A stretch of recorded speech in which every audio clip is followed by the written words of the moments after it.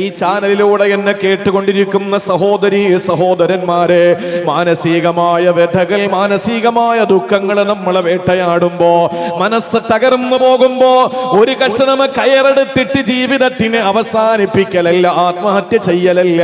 പ്രിയപ്പെട്ട സഹോദരങ്ങളെ, മനസ്സിന് വല്ലാതെ സങ്കടം വരുമ്പോ ഒരു പുകവലിയിലൂടെ ആശ്വാസം കണ്ടെത്തലല്ല, കള്ളു കുടിച്ചിട്ട് മതം വരുന്ന രീതിയിൽ എല്ലാ ചിന്തകളിൽ നിന്ന് മാറിയിട്ട് ജീവിക്കലല്ല വേണ്ടത്. ഒരു സത്യവിശ്വാസിയുടെ ഹൃദയങ്ങളിൽ ഓടിയെത്തേണ്ടത് എന്തെന്നറിയോ? ആ മഹാനായ വലിയ പറയുകയാണ്, മനപ്രയാസം കൊണ്ട് കഷ്ടപ്പെടുന്നവനെ എന്നെ അത്ഭുതപ്പെടുത്തുകയാ. എന്തുകൊണ്ടെന്നറിയോ? കൈഫ യഗ്ഫുലു അൻ ഖൗലില്ലാ, അല്ലാഹുവിന്റെ വാക്കിലേക്ക് അവൻ എന്തുകൊണ്ട് പോകുന്നില്ല? ഏതാണ് ഖുർആനിന്റെ വാക്കെന്നറിയുമോ? അല്ലാഹ് പറയുകയാണ്, ലാ ഇലാഹ ഇല്ലാ അൻത സുബ്ഹാനക ഇന്നി കുന്തു മിനൽ ളാലിമീൻ. ഇത് വിശുദ്ധ ഖുർആനിന്റെ ഒരു ആയത്താണ്.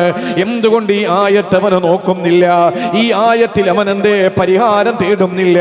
ഈ ആയത്തിലേക്ക് അവൻ എന്തുകൊണ്ട് മടങ്ങി പോകുന്നില്ല? ഈ ആയത്ത് കൊണ്ട് എന്താണ് അവന് സമാധാനം നേടാത്തത്? ഈ ആയത്ത് അവൻ എന്തുകൊണ്ട് സമാധാനം അവന് സംവിധാനിക്കപ്പെടുന്നില്ല? അല്ലാഹു എന്നിട്ട് ശേഷം പറഞ്ഞ വാക്കെന്താണ്? ഫസ്തജബ്നാ ലഹു വനജൈനാഹു മിനൽ ഗം. ഇതേപോലെ മനസ്സ് സംഘർഷത്തിലായ ഒരു മനുഷ്യന് ഇത് പറഞ്ഞപ്പോൾ അല്ലാഹു പറയുന്നു, ഫസ്തജബ്നാ ലഹു, ആ മനുഷ്യന്റെ ഈ പ്രാർത്ഥനയ്ക്ക് ഞാൻ ഉത്തരം കൊടുത്തുകൊണ്ട് വനജൈനാഹു മിനൽ ഗം, അയാളുടെ മനക്ലേശങ്ങളെ ഞാൻ മാറ്റിക്കൊടുത്തു, അവരുടെ മനപ്രയാസങ്ങളെ ഞാൻ മാറ്റിക്കൊടുത്തു.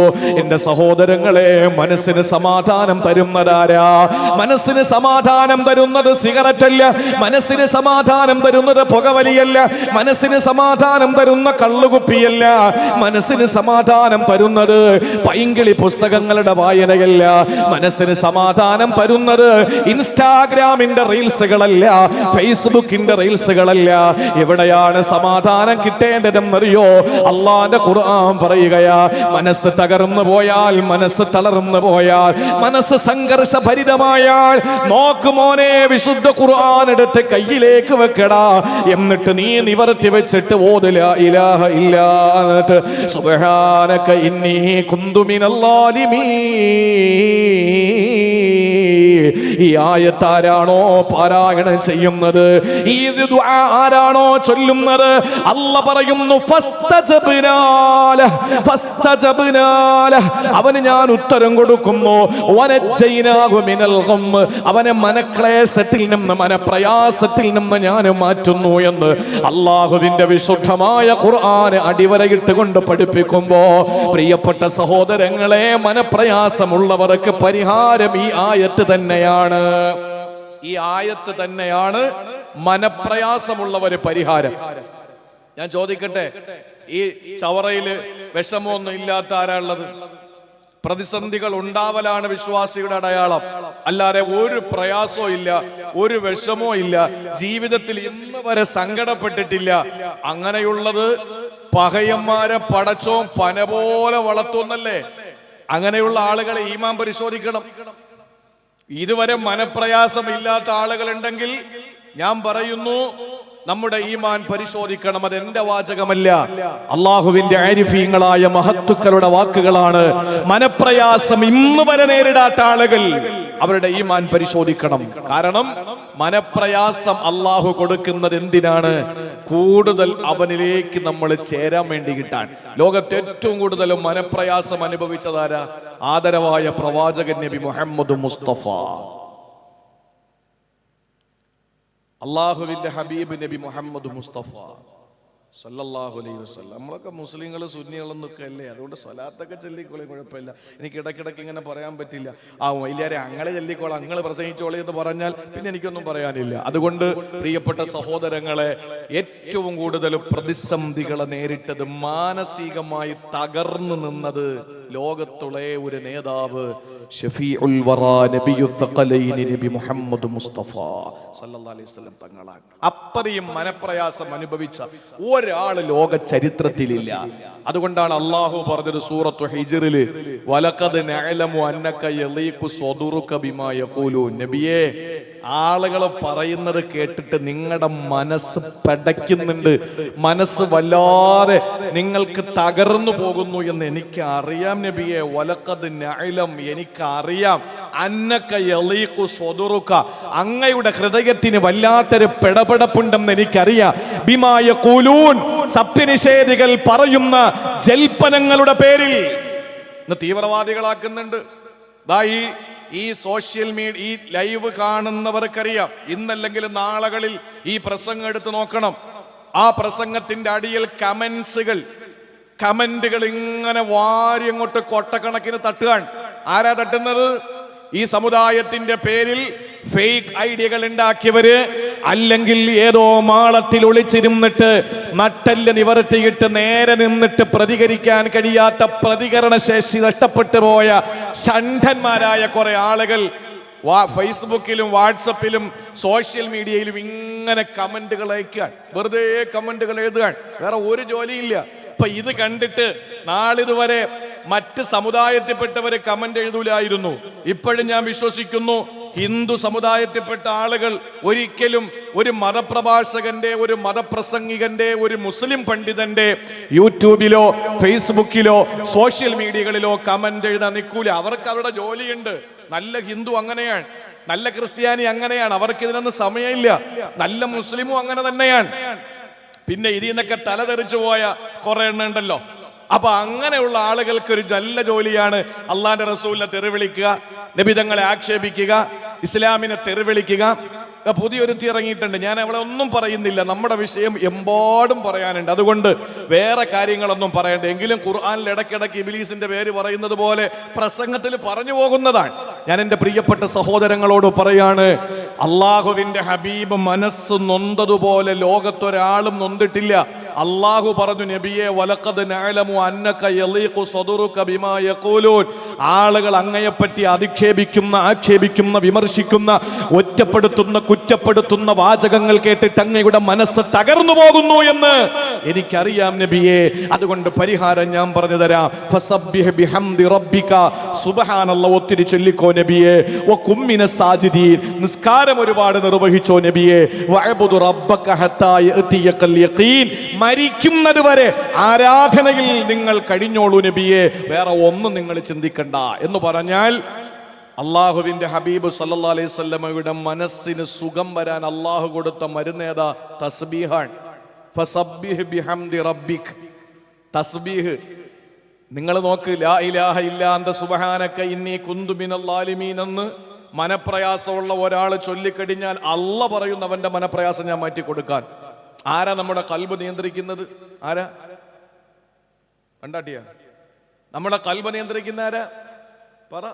കാമുകിയ. കൽബ് എന്ന് ഹൃദയത്തിന്, ഹാർട്ടിന് കൽബെന്ന് പേര് വരാൻ കാരണം എന്താണ്? കൽബെന്ന് പറഞ്ഞതിന്റെ അർത്ഥം എന്താണെന്നറിയോ? മലക്കം മറിച്ചിൽ. കൽബെന്ന് പറഞ്ഞാൽ മറിച്ചിൽ. ആരാ മറിക്കുന്നത്? യുഖല്ലിബുഹാ കൈഫ യശാ. അല്ലാഹു അവന്റെ കൽബിനെ, നമ്മുടെ കൽബിനെ ഉദ്ദേശിക്കുന്ന ഭാഗങ്ങളിലേക്ക് ഇങ്ങനെ മറിച്ചുകൊണ്ടേയിരിക്കും. അതാണ് കൽബ് എന്ന് പേര് വന്നത്. അതാണ് കൽബെന്ന് പേര് വന്നത്. അള്ളാഹു മറിക്കാൻ കാരണം എന്താ? ഒരു മനുഷ്യന്റെ ഹൃദയം ബൈന ഇസ്ബഅൈനി മിൻ അസാബിഇർ റഹ്മാൻ, അള്ളാന്റെ രണ്ട് വിരലുകളുടെ ഇടയിലാണ് നമ്മുടെ ഹൃദയം ഉള്ളത്. അള്ളാഹ് എന്താ ചെയ്യുന്നത്? യുഖല്ലിബുഹാ കൈഫ യശാ. ഇങ്ങനെ അള്ളാഹു മറിച്ചുകൊണ്ടേ ഇരിക്കും. അതുകൊണ്ടാണ് ഒരു ദുആ പഠിപ്പിച്ചത്, യാ മുഖല്ലിബൽ ഖുലൂബ്, ഹൃദയത്തെ മാറ്റിമറിക്കുന്ന അള്ളാഹ്. ഇന്ന് എൻ്റെ മനസ്സിനുള്ള ആ ഒരു ചിന്ത ആവൂല നാളെ എൻ്റെ മനസ്സിലുണ്ടാവുക. കാരണം മറിയും. നമ്മൾ അതാണ് പറയുന്നത്, എഗ്രിമെന്റ് വെക്കുന്നത് കൊണ്ടാ. കച്ചവടക്കാര്, ഈ ഭൂമി കച്ചവടക്കാരുണ്ടല്ലോ, റിയൽ എസ്റ്റേറ്റ്, അവരോട് ഈ കച്ചവടക്കാര് എന്താണ് ജോലി എന്ന് ചോദിച്ചാൽ ചില ആളുകൾ പറയും തുണിക്കടയാണ്, മരക്കടയാണ്, തടിക്കടയാണ്, സ്വർണ്ണക്കടയാണ്, പച്ചക്കറി കടയാണ്, പഴക്കടയാണ്, ഇങ്ങനെ പല കടകളുടെ പേര് പറയും. ചില ആളോട് ചോദിച്ചാൽ പറയും, ഓ ചെറിയ ബിസിനസ് ഒക്കെ. അതെന്തായിരിക്കും? റിയൽ എസ്റ്റേറ്റ് ആയിരിക്കും. ചെറിയ ബിസിനസ് ഒക്കെ ഉണ്ട് എന്ന് പറഞ്ഞാൽ എന്താണ് എന്ന് പറയാതെ പറയുന്നത് അത് റിയൽ എസ്റ്റേറ്റ് ആണ്. റിയൽ എസ്റ്റേറ്റ് ആർക്കറിയാലോ നന്നായിട്ട്. എത്രയ്ക്ക് കൊടുക്കൂടെ? 50 സെന്റ് ഉണ്ട്, 5 ലക്ഷം രൂപ വെച്ച് കൊടുക്കാം. ശരി, എന്നാ എഗ്രിമെന്റ് പോയി. എന്താ എഗ്രിമെന്റ് വയ്ക്കാൻ കാരണം? കൽബല്ലേ. നാളെ ചിലപ്പം വേറൊരുത്തും വന്നിട്ട് 55 5.5 ലക്ഷം രൂപ വെച്ച് പറഞ്ഞാൽ ഇവന്റെ കൽബ് മറിയും. ഈ കൽബ് എന്ന ഹൃദയത്തിന് പേര് വന്നത് അതുകൊണ്ടാണ്. സഹോദരങ്ങളെ, കൽബ് എന്ന് പറയുന്നത് അല്ലാഹു റബ്ബുൽ ഇസ്സത്തിന്റെ 2 വിരലുകളുടെ ഇടയിലാണ്. അവൻ ഉദ്ദേശിക്കുന്നത് പോലെ മാറ്റിമറിച്ചു കൊണ്ടിരിക്കുമെന്ന് പഠിപ്പിച്ചത് കാരുണ്യത്തിന്റെ പ്രവാചകൻ നബി മുഹമ്മദ് മുസ്തഫ സല്ലല്ലാഹു അലൈഹി വസല്ലമ തങ്ങളാണെങ്കിൽ എൻ്റെ പ്രിയപ്പെട്ട സഹോദരാ, ഒരു മനുഷ്യന്റെ കൽബ്, ആ മനുഷ്യന്റെ കൽബ് അവന് പ്രയാസപ്പെടുമ്പോൾ, അവന്റെ മനസ്സ് പ്രയാസപ്പെടുന്ന സമയത്ത് സഹോദരങ്ങളെ, അല്ലാഹുവിന്റെ റസൂൽ പറഞ്ഞു മനസ്സ് പ്രയാസപ്പെടാതിരിക്കാൻ ന്യായം എന്താ? കാരണം കൽബിന്റെ ഉടമസ്ഥൻ അല്ലാഹുവാ. കൽബ് പടച്ചവനാണ്, കൽബ് നിയന്ത്രിക്കുന്നവനവനാണ്, കൽബിനെ തിരിക്കുന്നവനാണ്, ഹൃദയത്തിന്റെ ചലന നിശ്ചലന ഗതിവിഗതികളെല്ലാം നിയന്ത്രിക്കുന്നവനാണ്. അതുകൊണ്ട് നമ്മൾ ഏത് സമയത്തും പ്രിയപ്പെട്ട സഹോദരങ്ങളെ, അല്ലാഹു പരീക്ഷണങ്ങൾ തരുമ്പോ, മാനസികമായ വ്യതകൾ തരുമ്പോ, ഇതേ കൽബിനെ മറിക്കുന്ന അല്ലാഹു തന്നെ പറയുന്നു, പരിഹാരം കള്ളു കുടിക്കലല്ല, പരിഹാരം നിങ്ങൾ ഏതെങ്കിലും തമാശയുള്ള സിനിമകളെ കാണലല്ല, നിങ്ങളുടെ സമാധാനം തിരിച്ചു കിട്ടാൻ ഒരു കയറിന്റെ കഷണം, ഒരു കയറിന്റെ തുമ്പെടുത്തിട്ട് കഴുത്തിലേക്ക് ഇട്ടിട്ട് ആത്മഹത്യ ചെയ്താലല്ല. പിന്നെ എങ്ങനെയാണ് സമാധാനം നിങ്ങൾക്ക് കിട്ടുക? അല്ലാഹുവിന്റെ ഖുർആൻ പറയുന്നു, ഒരൊറ്റ വരി നിങ്ങൾ പറയുമോ? ഇതെന്റെ വാക്കല്ല, അഷ്റഫുൽ ഖൽഖ് നബി മുഹമ്മദ് മുസ്തഫ സല്ലല്ലാഹു അലൈഹി വസല്ലമ തങ്ങൾ വിശുദ്ധ ഖുർആൻ ഓതിയിട്ട് ലോകത്തോട് പറയുകയാണ്, ലാ ഇലാഹ ഇല്ലാ അൻത സുബ്ഹാനക ഇന്നി കുന്തു മിനൽ-ളാലിമീൻ. അനുഭവങ്ങളാ സഹോദരങ്ങളെ, മഞ്ഞുരുകുന്നത് പോലെ, മല പോലെ വന്നത് മഞ്ഞ് പോലെ പോയെന്ന് പറയുമല്ലോ. വല്ലാതെ മനസ്സിനകത്ത് തളം കെട്ടി കാർമേഘം ഇരുണ്ടുകൂടുമ്പോ ഈ ഒരറ്റായത്തെ നമ്മൾ ഓതിയാൽ അല്ലാഹു കർക്കടകം പെയ്യിപ്പിക്കുകയാ. എല്ലാം നമ്മുടെ ഹൃദയത്തിൽ നിന്ന് ഒലിച്ചലിഞ്ഞങ്ങ് പോകും, ഒരു സംശയമില്ല. പക്ഷേ നമ്മൾ പറയാൻ നമ്മൾ തയ്യാറാകണം, ലാ ഇലാഹ ഇല്ലാ അൻത സുബ്ഹാനക ഇന്നി കുന്തു മിനൽ-ളാലിമീൻ. ഇതിനകത്ത് എന്താണ് അടങ്ങിയിരിക്കുന്നതെന്നറിയോ? അത് പറയാൻ തന്നെ അറിവുള്ളവർക്ക് ഒരു ദിവസം വേണം, എനിക്ക് 2 മിനിറ്റ് മതി, അറിവ് കുറവാ. അതിനകത്തുള്ള ആ ദിക്റിനകത്തുള്ളത് എന്താണ്? ഒന്ന്, ലാ ഇലാഹ ഇല്ലാ അൻത, അല്ലാഹുവിന്റെ ഉലൂഹിയത്ത് അതിനകത്തുണ്ട്. എന്നിട്ടോ സുബ്ഹാനക, അല്ലാഹുവിന് വേണ്ടിയുള്ള പരിശുദ്ധി, ഒരു തസ്ബീഹ് അതിനകത്തുണ്ട്. വീണ്ടും അതിനകത്തുള്ള ഇന്നി കുന്തു മിനൽ-ളാലിമീൻ, അവന് സ്വന്തം അക്രമിയാണ് എന്ന് അവന്റെ ആ ഒരു ബലഹീനതയെ പടച്ചവന്റെ മുന്നിൽ സമ്മതിക്കുകയാണ്. വലിയ അർത്ഥമുള്ള ആയത്താണ്. അതുകൊണ്ട് ചവറയിൽ എന്നെ കേൾക്കുന്ന പ്രിയപ്പെട്ട ഉമ്മ, പ്രിയപ്പെട്ട പെങ്ങളെ, മനസ്സിനകത്ത് എന്ത് സങ്കടം നിങ്ങൾക്ക് വന്നാലും പറഞ്ഞോ, ലാ ഇലാഹ ഇല്ലാ അൻത സുബ്ഹാനക ഇന്നി കുന്തു മിനൽ-ളാലിമീൻ. ദുർമന്ത്രവാദികളുടെ മുമ്പിൽ ചെന്നിട്ട് കരയലല്ല, കള്ളക്കണ്ണീരൊഴുക്കിയിട്ട് ഈ സഹോദരങ്ങളെ നമ്മുടെ സങ്കടങ്ങൾ പറയാൻ വേണ്ടിയിട്ട് നമ്മൾ പോകുമ്പോ അത് ചെയ്യുന്ന പറയുന്ന ദുർമന്ത്രവാദികളുടെ അടുത്ത് പോകലല്ല. എന്ന് പറഞ്ഞാൽ ഞാനൊരു മുജാഹിദാണെന്ന് നിങ്ങൾ കരുതി പോണ്ട. നല്ല മന്ത്രവാദിമാരുണ്ട്, പൊയ്ക്കോ. ദുർമന്ത്രവാദിമാരുടെ അടുക്കലല്ല പോകേണ്ടത്. അല്ലാഹുവിന്റെ ഖുർആൻ പറയുന്നു, ലാ ഇലാഹ ഇല്ലാ അൻത സുബ്ഹാനക ഇന്നി കുന്തു മിനൽ-ളാലിമീൻ. ഈ ഒരൊറ്റ ആയത്ത് മതി മനപ്രയാസം കിട്ടാൻ. അല്ലാഹു തൗഫീഖ് തരട്ടെ. ഈ ഖുർആന്റെ ആയത്തും തോളിൽ വെച്ചുകൊണ്ട് പോകുന്ന ഒരുത്തനെ സങ്കടപ്പെട്ട് സിഗരറ്റും വലിച്ച് കള്ളും കുടിച്ച് മൂലക്കിരിക്കുന്നത് കാണുമ്പോൾ അജബുത്തു, എനിക്ക് അത്ഭുതമാണെന്ന് പറയുന്നത് ഒരു വലിയ മഹാനാണ്. ഇതൊക്കെ പഠിച്ചു വെച്ചിട്ട് നമ്മൾ എന്താ ചെയ്യുക? സങ്കടം വരുമ്പോ നേരെ പോകുന്നു എവിടെയാ? എന്താണ്, ശങ്കരമംഗലം അല്ലേ? ശങ്കരമംഗലം അല്ലേ കടപ്പുറം ഉള്ളത്? നീണ്ടകര, അവിടെ കടപ്പുറം ഇല്ല? നീണ്ടകര. അല്ലെങ്കിൽ കടൽ എവിടെ ഉണ്ടോ അവിടെ പോയിട്ട് കടലിൽ ഇങ്ങനെ ഒരു ചെറിയ കല്ലും പറക്കി കടലിലേക്ക് എറിഞ്ഞിട്ട് ഇങ്ങനെ കപ്പലണ്ടിയും കുറിച്ചിരിക്കുക. എന്താ പ്രശ്നം? മനസ്സിന് വല്ലാത്തൊരു സംഘർഷം. അതുകൊണ്ടാണ് വേണ്ട, ഈ ഒരു ദുആ മതി, ഈ ഒരു ദിക്ർ മതി. ചിലപ്പോൾ നമ്മളെ മക്കളൊന്നും വിളിക്കാതിരിക്കും, ചിലപ്പോൾ ഭാര്യ വിളിക്കാതിരിക്കും, ചിലപ്പോൾ ഭർത്താവ് വിളിക്കാതിരിക്കും. ആ സമയത്ത് നമ്മൾ അതിൻ്റെ പരിഹാരം തേടുന്നതോടൊപ്പം തന്നെ മനസ്സ് അസ്വസ്ഥമാകുമ്പോൾ ആ അസ്വസ്ഥമായ മനസ്സിനെ സ്വസ്ഥമായ അവസ്ഥയിലേക്ക് കൊണ്ടുവരാനുള്ള പരിഹാരമാർഗം അല്ലാഹ് പറഞ്ഞു, നീ ഈ തസ്ബീഹ് ചൊല്ലിക്കോ. പരീക്ഷണം വരാത്ത ആരാ? മനസ്സിന് സമാധാനമില്ലാത്തത് ആർക്കാ? ദുഷ്ടശ്വാനനെ പോലെയാണ് മനസ്സിന്റെ സംഘർഷവും പരീക്ഷണങ്ങളും. ദുഷ്ടശ്വാനന്റെ പ്രത്യേകത എന്താ എന്ന് പറഞ്ഞാൽ, പേപ്പട്ടിയുടെ പ്രത്യേകത എന്താ? നമ്മൾ പോകുമ്പോൾ തെരുവ് നായ വരികയാണ്. ആ തെരുവ് നായ, നമ്മൾ പേടിച്ചു എന്ന് ആ നായ മനസ്സിലാക്കിയാലുണ്ടല്ലോ, നമ്മൾ പേടിച്ചെന്ന് നായ മനസ്സിലാക്കിയാൽ നമ്മളെ കൂടെ വരും. അത് നമ്മൾ ഓടിച്ചിട്ട് കടിക്കും. നേരെ മറിച്ച് നിങ്ങളൊന്ന് ഒരു ചെറിയ ഒരു ടെസ്റ്റ് ഡോസ്, പട്ടി കടിക്കാൻ വരുന്ന സമയത്ത്, നായ ആക്രമിക്കാൻ വരുന്ന സമയത്ത് തിരിഞ്ഞു നിന്നിട്ട് മുണ്ടും മടക്കി കുത്തിട്ട് കാണട്രാന്ന് പറഞ്ഞു നോക്ക്, ആ പട്ടി അപ്പോഴേക്ക് ഓടും. ഇതുപോലെയാണ് മനപ്രയാസം. നമ്മൾ എത്രത്തോളം സങ്കടപ്പെട്ടിരിക്കുമോ നമ്മളെ വീണ്ടും സങ്കടത്തിലേക്കാക്കിക്കൊണ്ടിരിക്കും. എന്തും വരട്ടെ, നേരിടാൻ ഞാൻ തയ്യാറാണ്, അതിനുള്ള ചങ്കൂറ്റം എനിക്കുണ്ട് എന്ന് പറഞ്ഞ് അതിനെ നേരിടാൻ നമ്മളൊന്ന് തിരിഞ്ഞു നിന്ന് നോക്ക്. പ്രയാസം വന്ന വഴി അങ്ങ് പോകും. ചിന്തകന്മാര്, എഴുത്തുകാര് പ്രതിസന്ധികളെയും വിശ്വാസിയും തമ്മിൽ ഉപമിച്ചിരിക്കുന്നത് കളകളാരവം മുഴക്കി ഒഴുകുന്ന ചെറിയ അരുവിയിൽ രൂപപ്പെട്ട ചെറിയ പാറ പോലെ എന്നാണ്. വിശ്വാസി ഒഴുകുന്ന വെള്ളമാണ്. അവനിങ്ങനെ ഒഴുകിക്കൊണ്ടിരിക്കുമ്പോ ആ ഒഴുക്കിന്റെ മധ്യേ രൂപപ്പെട്ട വലിയൊരു പാറ, അതാണ് പ്രതിസന്ധി, മനപ്രയാസം. അതാണ് ഈ വെള്ളം എന്താ ചെയ്യുന്നത്? വെള്ളം എന്ത് ചെയ്യും? തിരുവനന്തപുരത്തൊക്കെ ഇടത്തോട്ടോ വലത്തോട്ടോ കയറി ഒഴുകി അങ്ങ് പോകും. അല്ലാതെ പാറ പൊട്ടിച്ച് ചിപ്സാക്കി പിന്നെ അതിനെ മെറ്റിലാക്കി അതിനെ പിന്നെ പാറപ്പൊടിയാക്കിയിട്ട് ഞാൻ ഒഴുകാം എന്ന് വെള്ളം തീരുമാനിക്കൂല.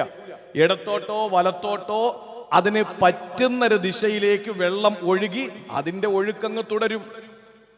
ഇനി അതിന് കഴിഞ്ഞില്ലെങ്കിലോ, ഇടത്തോട്ടും വലത്തോട്ടൊന്നും പോകാൻ അനുവദിക്കാതെ ഈ പാറ അത്രയും ഉറച്ചു നിൽക്കുകയാണെങ്കിൽ വെള്ളം എന്താ ചെയ്യുക? കുത്തിമറിഞ്ഞ് ആ പാറയുടെ മുകളിലൂടെ നേരെ ഒരു ചാട്ടം ചാടും. ഇതല്ലേ സംഭവിക്കുക? ഇതുപോലെയാകണം വിശ്വാസി. അവന്റെ ജീവിതത്തിൽ പ്രയാസങ്ങൾ വരുമ്പോൾ, പ്രതിസന്ധികൾ വരുമ്പോൾ, അവന് മനപ്രയാസം വരുമ്പോൾ അവന് ചെയ്യേണ്ടത് എന്താണ്? അങ്ങോട്ടും ഇങ്ങോട്ടും മാറിയിട്ട് അവന് സഞ്ചരിക്കണം. അല്ലെങ്കിൽ അതിനെ അവഗണിച്ചുകൊണ്ട് അതിന്റെ മുകളിലൂടെ പോകാൻ അവന് കഴിയണം. അല്ലാതെ ആ പ്രതിസന്ധി തീരട്ടെ, മനപ്രയാസം തീരട്ടെ, ഞാൻ ജീവിക്കാമെന്ന് കരുതിയിട്ട് അടച്ചുമൂടിയ റൂമിനകത്ത് കയറിയിരിക്കലല്ല പെങ്ങള്. അത് ഒരിക്കലും മാറില്ല. ഈ ഭൗതിക ലോകത്തൊരിക്കലും മാറില്ല. മനപ്രയാസം മാറുന്ന ഒരേ ഒരു സ്ഥലമേ ഉള്ളൂ. എവിടെയാണെന്നറിയോ? അത് ചവറയിലെ നിന്റെ വീടല്ല, ചവറയിലെ നിന്റെ മാർക്കറ്റല്ല, ചവറയിലെ നിന്റെ ഹോസ്പിറ്റലല്ല, ചവറയിലെ നിന്റെ ഒരു സ്കൂളല്ല, ചവറയിലെ വിദ്യാഭ്യാസ സ്ഥാപനങ്ങളല്ല, അല്ലെങ്കിൽ നിനക്ക് കൗതുകം പകരുന്നതായ കടലിന്റെ തിരമാലകളെ എണ്ണുന്ന കരയിലല്ല. എവിടെയാണ് മനക്ലേശമില്ലാത്ത, മനപ്രയാസമില്ലാത്ത സ്ഥലമെന്നറിയോ? ഒരേ ഒരു സ്ഥലം മാത്രമേ ഉള്ളൂ. ഏതാ? എന്റെ ചവറയിലെ പ്രിയപ്പെട്ട സഹോദരങ്ങൾക്ക് അറിയുമോ ആ സ്ഥലം ഏതാണ് എന്ന്? അള്ളാഹുവിന്റെ വിശുദ്ധ ഖുർആനിൽ കാണാ, ഒരു മനുഷ്യന് സ്വർഗത്തിലേക്ക് കടന്നുപോയ ആ മനുഷ്യൻ അവിടെ എത്തിയിട്ട് പറയുന്ന വാക്കെന്തെന്നറിയോ? ഖാലൂ വഖാലുൽ ഹംദുലില്ലാഹ് الذي أذهب عنا الحزن إن ربنا لغفور شكور. അല്ലാഹു പറയുകയാണ്, സ്വർഗനിവാസികൾ കൈകൊണ്ട് തൊട്ടാൽ പൊട്ടിച്ചിരിക്കുന്ന മണിവീണ കമ്പികളുടെ നാദം കൊണ്ട് മുഖരിതമായ സൽസബീലിന്റെ തസ്നീമിന്റെ ഒരു കണ്ണും കണ്ടിട്ടില്ലാത്ത നയനാനന്ദകര, ഒരു കാതും കേട്ടിട്ടില്ലാത്ത കർണാനന്ദകര, ഒരു ഹൃദയത്തിൽ ഇന്ന് വരെ ഉദിക്കാത്ത ഹൃദ്യമായ പടച്ചവന്റെ സ്വർഗമുണ്ടല്ലോ. ആ സ്വർഗത്തിലേക്ക് അവനെ പ്രവേശിച്ചു കഴിഞ്ഞാൽ ആ സ്വർഗത്തിന്റെ സുന്ദരമായ പർദീസയിൽ മട്ടുപ്പാവിൽ ഇരുന്നിട്ട് അവന് പറയുന്ന വാക്കേതാ? അല്ലദീ അദ്ഹബ അന്നൽ ഹസൻ. അല്ലാഹു എന്റെ ദുഃഖങ്ങളൊക്കെ മാറ്റി തന്നിരിക്കുകയാ, എന്റെ പ്രയാസമൊക്കെ അല്ലാഹു മാറ്റി തന്നിരിക്കുകയാണ്. സഹോദരങ്ങളെ, മനസ്സിന് പ്രയാസം മാറുന്ന ഒരേ ഒരു സ്ഥലമേ ഉള്ളൂ. അത് അല്ലാഹു നമുക്ക് തരുന്ന സ്വർഗമാണ്. അല്ലാഹു നമുക്ക് തരുന്ന സ്വർഗമാണ്. ആ സ്വർഗത്തിലെത്തണമെങ്കിൽ മരിക്കണം പ്രിയപ്പെട്ടവരെ. മരിക്കുന്നത് വരെ നമ്മൾ പ്രയാസത്തിൽ തന്നെയാകെ സംശയമില്ല. അതുകൊണ്ടാണ് അല്ലാഹു പറഞ്ഞത്, ഇന്നൽ ഇൻസാന ലഖദ് ഖലഖനൽ ഇൻസാന ഫീ കബദ്. മനുഷ്യനെ പ്രയാസത്തിലാണ് അല്ലാഹു പടച്ചിട്ടുള്ളത്. അല്ലാഹു പടച്ചത് പ്രയാസത്തിലാണ്. മനപ്രയാസം ഉണ്ടാക്കിയെടുക്കല അള്ളാഹു ചെയ്യുന്നത്. ഞാൻ ഒരു ചെറിയ ചിന്തിക്കാൻ വേണ്ടി ഞാൻ ഒരു കാര്യം പറയട്ടെ. ആർക്കാ ദിവ്യ ഗർഭം ഉണ്ടായത്? ആർക്കാ? ക്വിസ് പ്രോഗ്രാമിൽ ചോദിക്കുമ്പോൾ എഴുതി വെക്കും, ഇതേപോലെ ഒരു ഷീൽഡ് കൊടുക്കും. ആർക്കാ? വാപ്പയില്ലാതെ ജനിച്ച കുട്ടിയാരാ? ഭർത്താവില്ലാതെ ഗർഭിണിയായതാരാ? ആര്? കാവ്യമാധവനെ ആരെന്ന് പറയാ? ഭർത്താവില്ലാതെ ഗർഭിണിയായ പെണ്ണേതാ? പറഞ്ഞോ? മറിയം ബീവി റളിയല്ലാഹു തആല അൻഹയ്ക്ക് അല്ലാഹു എന്താ ചെയ്തത്? സാധാരണ ചവറയിലെ ഒരു സ്ത്രീയെ പോലെ തന്നെ ഗർഭകാലം ഉണ്ടാക്കി അല്ലേ? എങ്ങനെ ഗർഭിണിയായത്? ജിബ്രീൽ അലൈഹിസ്സലാമിനെ അയച്ചു. ആ ജിബ്രീൽ അലൈഹിസ്സലാമിന്റെ മാധ്യമത്തിൽ റൂഹ് ഊതിയിട്ട് ഗർഭിണിയായതല്ലേ? ഇത്രയും കഴിവുള്ള പടച്ചോന് ഒരൊറ്റ സെക്കൻഡ് കൊണ്ട് മറിയം ബീവി ഗർഭിണിയായി. അടുത്ത സെക്കൻഡിലെ ഈസാ നബിയെ ജന്മം നൽകി. അടുത്ത നിമിഷം ഈസാ നബി സംസാരിച്ചു. എങ്കിലും ലോകത്ത് മറിയം ബീവി ഇത്രയും വലിയ അപവാദത്തിന്റെ വാക്കുകൾ കേൾക്കേണ്ടി വരുമായിരുന്നോ? പറ. മറിയം ബീവി ഒരു സെക്കൻഡ് കൊണ്ട് ഗർഭിണിയായി. അടുത്ത സെക്കൻഡിൽ പ്രസവിച്ചെങ്കിൽ ഇത്രയും പ്രശ്നം ഉണ്ടാവുമായിരുന്നോ? ആളുകൾ പറയും വല്ലാത്ത അത്ഭുതം തന്നെ ഇത്. മറിയം വല്ലാത്ത അത്ഭുത പെണ്ണ് തന്നെയാണ്, മറിയം ബീവി വല്ലാത്ത അത്ഭുതം തന്നെയാണ് എന്ന് പറഞ്ഞിട്ട് ആളുകളെ മുഴുവനും സ്തുതി പാടുമായിരുന്നു, ആളുകളെ പിന്നാലെ കൂടുമായിരുന്നു.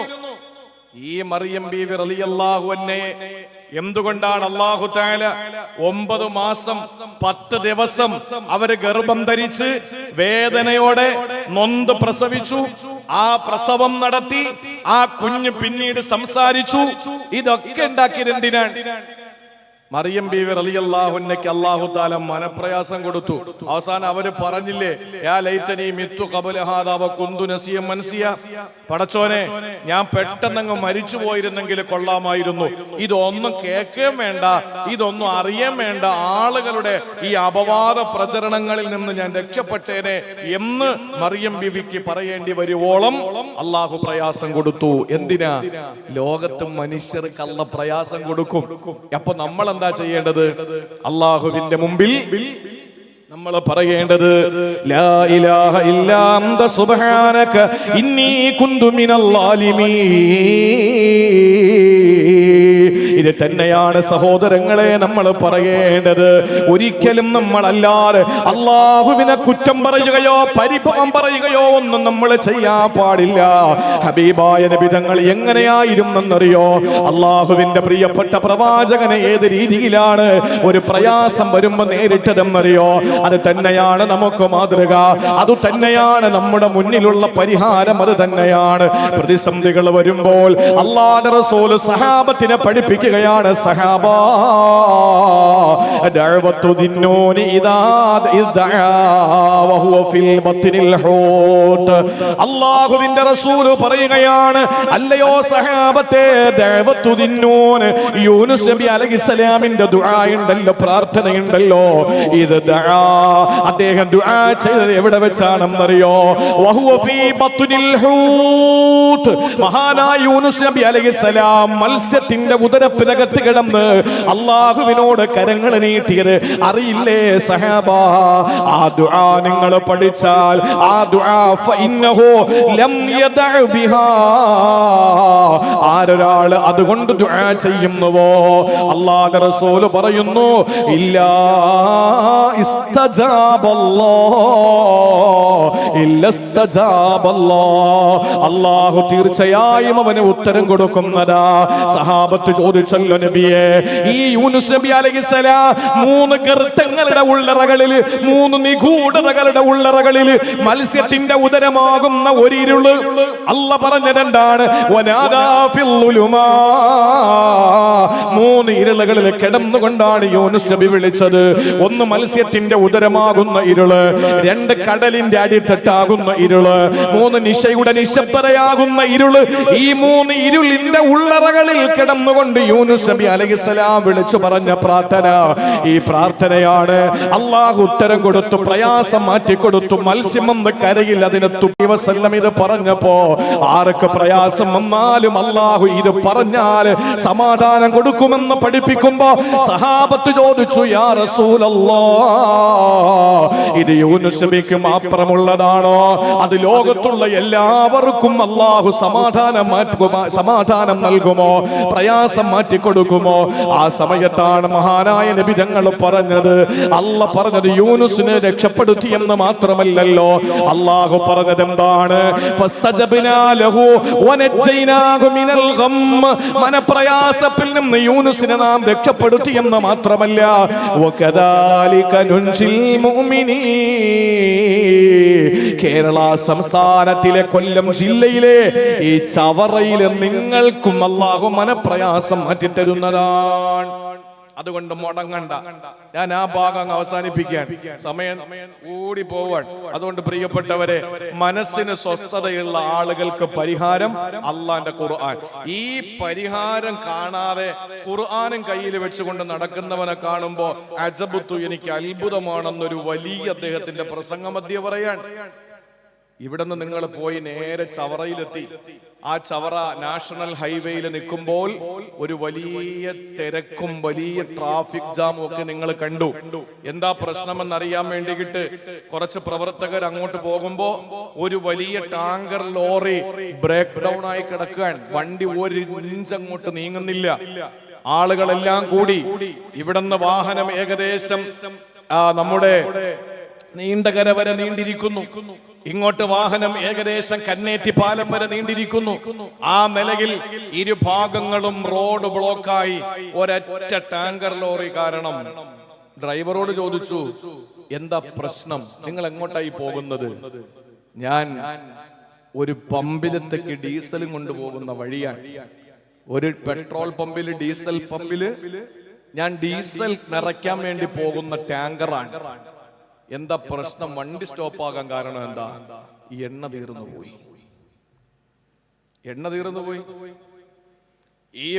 ഈ ടാങ്കില് മൊത്തം, ടാങ്കറിൽ നിറച്ച് ഡീസലാണ് എന്ന് പറഞ്ഞിട്ട് കാര്യമുണ്ടോ? ഈ വണ്ടിക്ക് ഓടാൻ പറ്റിയ ഒരു ചെറിയ ടാങ്ക് ഉണ്ട്. അതിനകത്ത് എണ്ണ ഇല്ലെങ്കിൽ 1000 വണ്ടികൾക്ക് അടിക്കാനുള്ള എണ്ണ എന്റെ കയ്യിലുണ്ട് എന്ന് പറഞ്ഞിട്ട് വല്ല കാര്യമുണ്ടോ? വണ്ടി അവിടെ തന്നെ കിടക്കും. ഇത് എന്നാ ഇപ്പൊ മുസ്ലിം ഉമ്മത്ത് അനുഭവിക്കുന്നത്? കയ്യില് ഖുർആൻ, ഇടത്തെ കയ്യില് കൗണ്ടർ, കഴുത്തില് തസ്ബീഹിന്റെ മാല, ഇട്ടിരിക്കുന്നത് നിസ്കാര കുപ്പായം, ഇല്ലേ? പാപ്പ ഹാജിയാര്, മോഹൻ ഹാഫിള്, ഉസ്താദ്, ഭർത്താവ് ഉസ്താദ്, സഹോദരങ്ങളെല്ലാം തങ്ങന്മാര്. ഇങ്ങനെയൊക്കെ ഉള്ള ഒരാളെ സംബന്ധിച്ചിടത്തോളം ഇതൊക്കെ ഉണ്ട് എന്ന് പറഞ്ഞിട്ട് വല്ല കാര്യമുണ്ടോ? ജീവിതത്തിൽ വിശുദ്ധ ഖുർആനുമായിട്ട് ബന്ധമില്ലെങ്കിൽ അവന്റെ കയ്യിൽ ഖുർആനുണ്ട് എന്ന് പറഞ്ഞിട്ട് വല്ല അർത്ഥമുണ്ടോ? അവന്റെ പള്ളി, മുസ്ലിം പള്ളിയിൽ അവന്റെ പേര് രജിസ്റ്റർ ചെയ്തു എന്നതിന്റെ പേരിൽ എന്തെങ്കിലും അർത്ഥമുണ്ടോ? അവന്റെ വാപ്പായെ പള്ളിയിലാണ് അടക്കിയത് എന്ന് പറഞ്ഞിട്ട് കാര്യമുണ്ടോ? അവന്റെ വാപ്പ മരിച്ചപ്പോൾ ആളുകളൊക്കെ ദ്വാരക്കാൻ ഉസ്താദും ജമാഅത്ത് മഹല്ല് ഭാരവാഹികളൊക്കെ വന്നു എന്ന് പറഞ്ഞിട്ട് വല്ല കാര്യമുണ്ടോ? ഉപ്പാപ്പാക്ക് ആന ഉണ്ടെന്ന് പറഞ്ഞിട്ട് യവന്റെ വൃട്ടഭാഗത്ത് തഴമ്പുണ്ടാവൂലല്ലോ. അവ വേണ്ടത് യവന്റെ വേണ്ട സ്ഥലത്താണ്. അതുകൊണ്ട് പ്രിയപ്പെട്ടവരെ, മാനസികമായ വിഷമങ്ങളും ദുഃഖങ്ങളും അനുഭവിക്കുമ്പോ നമ്മൾ ചെയ്യാനുള്ളത് ഒരൊറ്റ കാര്യം, വിശുദ്ധ ഖുർആനിലേക്ക് മടങ്ങുക. എന്നിട്ട് ആ ദുആ നമ്മൾ ചൊല്ലുക, ലാ ഇലാഹ ഇല്ലാ അന്ത സുബ്ഹാനക ഇന്നി കുന്തു മിനൽ ളാലിമീൻ. ആ നിമിഷം അല്ലാഹു നമ്മുടെ പ്രയാസം മാറ്റി തരും.